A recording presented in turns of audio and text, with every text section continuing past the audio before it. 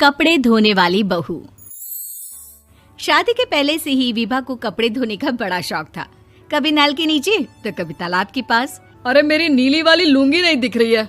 विभा की अम्मा, कहाँ रखी है लुंगी? अरे वो तो विभा ने परसों ही धोकर रखी थी आपकी अलमारी में, देखो वहीं होगी। वो ना मैंने आज धो दी, मुझे लगा कि गंदी हो गई होगी। अरे कैसे गंदी हो गई थी? उसे तो मैंने पहना भी नहीं। हे भगवान, इस लड़की के कपड़े धोने की आदत से परेशान हो गया हूँ मैं।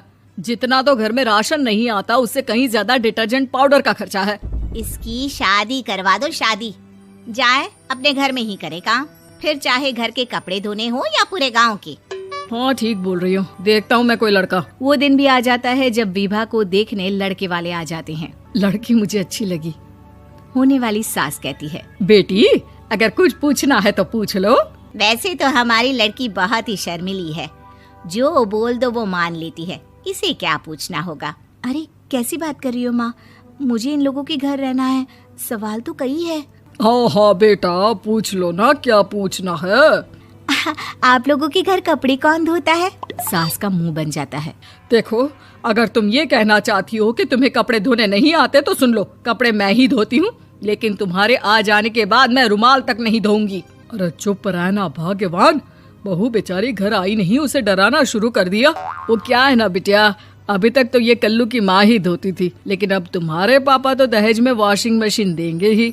तभी विभा की माँ बोल पड़ती है, सवाल भी पूछा तो क्या। वैसे भाई साहब, मशीन की तो फिर भी कपड़े धोने की कैपेसिटी होती है। मतलब जो बिटिया दे रहे हैं ना विभा, इसे कपड़े धोने का बहुत शौक है। ये आप लोगों के क्या, आस पड़ोस गांव मोहल्ले सबके कपड़े धो दे और उफ तक ना करे।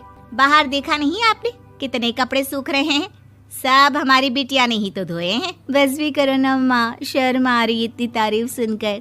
और तो और एक दाग निकाल कर दिखाओ तो मान जाओ। हाँ अच्छा, माफ करना बेटा, मैंने गलत समझा। हमें तो रिश्ता बहुत पसंद है। और ऐसे जुड़ जाता है रिश्ता कपड़े धोने का शौक रखने वाली विभा का। उसकी शादी हो जाती है कोयला फैक्ट्री में काम करने वाले कल्लू के साथ। शादी के बाद अचानक विभा चिल्लाती हुई सास के पास आती है। सासू माँ, अरे सासू माँ कहाँ है आप? ये तो धोखा है, धोखा दिया आप लोगों ने मुझे। इसे ससुर के चक्कर के बारे में पता चल गया। अरे तो उसमें तुझे क्यों धोखा मिला है? अरे नल में पानी नहीं आता, कपड़े कैसे कब धुलेंगे? अच्छा, तू पानी नहीं आ रहा उसकी बात कर रही है। तो आपने क्या सोचा? कुछ नहीं। अच्छा, तेरी माँ ने कहा था कि कपड़े धोने का शौक है तुझे, याद आया मुझे। शौक बोलकर कपड़े धोने वाले मेरे जुनून को कम ना आके सासू माँ, कपड़ा धोना मेरा गुरूर है। तभी पति भी वहाँ आ जाता है। अभी मैंने इसे सनी देओल की फिल्म दिखाई है, उसी के डायलॉग मार रही है माँ। अच्छा सुन, साफ साफ बता रही हूँ, पानी सुबह 4 से 6 और शाम को 10 से 12 आता है, समझी?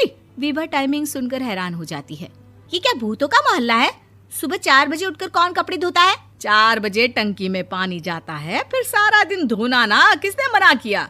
अरे कैसी बात कर रही हैं? 200 लीटर की टंकी में कितने कपड़े धो लूंगी मैं? सुबह ही उठ जाऊंगी मैं। अब क्या था, विभा सुबह 4 से लेकर रात के 12 बजे तक कपड़े ही धोती रहती। एक रोज सास पड़ोस से निकलकर कहीं जा रही होती है कि साथ वाली कहती है, हाँ कल्लू की माँ, जरा ये बताओ कि 2 साड़ी है, 2 ब्लाउज और एक पेटीकोट और एक नाड़े वाला लंबा कच्छा। हाँ तो? अरे तो क्या, कितना लोगी धुलाई ये बताओ। धोबन दिख रहे हैं हम क्या? हमारे पति सरकारी नौकरी से अभी रिटायर हुए हैं और बेटा सुपरवाइजर है कोयला फैक्ट्री में। धोबन समझ रखा है हमें? हाय रे कल्लू की अम्मा, माफ कर दो, वो तो मोहल्ले में यही सब बता रहे थे कि तुमने बहू को कपड़ा धुलवाने के काम में लगा दिया है। सास को पड़ोसन की बात सुनकर गुस्सा आ जाता है। वो घर पहुंचती है जहां घर के बाहर ही इतने सारे कपड़े सूख रहे होते हैं जितने कि किसी धोबन के घर पर। अरे ओ कल्लू की दुल्हन, बाहर निकल। माँ जी यहीं आ जाओ, बाथरूम में चादर धो रहे हैं हम। अरे अभी हम धोते हैं, तुमको बाहर निकलो। ये आस पड़ोस वाले बोल रहे हैं कि हम बहू से कपड़े धुलवा कर उसे कपड़ा धोने वाली बना दिए हैं। अरे छोड़ो ना माँ जी, किन लोगों की बातों में आती हो? आस पास के लोगों का तो काम ही होता है कि वो किसी तरह सास बहू को लड़ा दे। बहू सारे घर के कपड़े धोती है, ये क्या कम है? बोलिए। सास को भी लग जाता है कि वो बहू का ये सनकीपन नहीं छुड़वा सकती, इससे अच्छा है कि खुद ही चुप हो जाए। एक रोज सास और बहू मंदिर जाते हैं, जहाँ सास की साड़ी वहाँ खड़ी भीख मांगने वाली से मिलती है। माँ जी क्या बात है, आपकी साड़ी उस भिखारन से कितनी मिल रही है ना? हाँ हाँ देखो तो, दोनों की साड़ी मिल रही है। क्या बात है कल्लू की अम्मा, तुम खुद को तो अफसर की बीवी बताती हो और ऐसी सिंपल सी प्लेन साड़ी पहनकर घूमती हो। सिंपल और प्लेन नहीं है ये साड़ी। तो क्या सोने के धागे से फूल बने हैं? कुछ भी सासू माँ, कुछ भी। हाँ बने थे इस साड़ी में सोने के धागे से फूल। मेरे पति लेकर आए थे मद्रास से स्पेशली मेरे लिए 10,000 की। ताहे भाई साहब इस भिखारन के लिए भी सेम टू सेम साड़ी लेकर आए होंगे 10,000 की। सास उस वक्त तो कुछ नहीं कहती, लेकिन बहू के साथ घर आती है और अलमारी से एल्बम निकाल कर लाती है। ये साड़ी देख रही है, ये वही साड़ी है जिसे मैंने अभी पहना था। इस साड़ी में ये जो चमकदार फूल दिख रहे हैं ना, ये सोने के धागों से काढ़े गए हैं।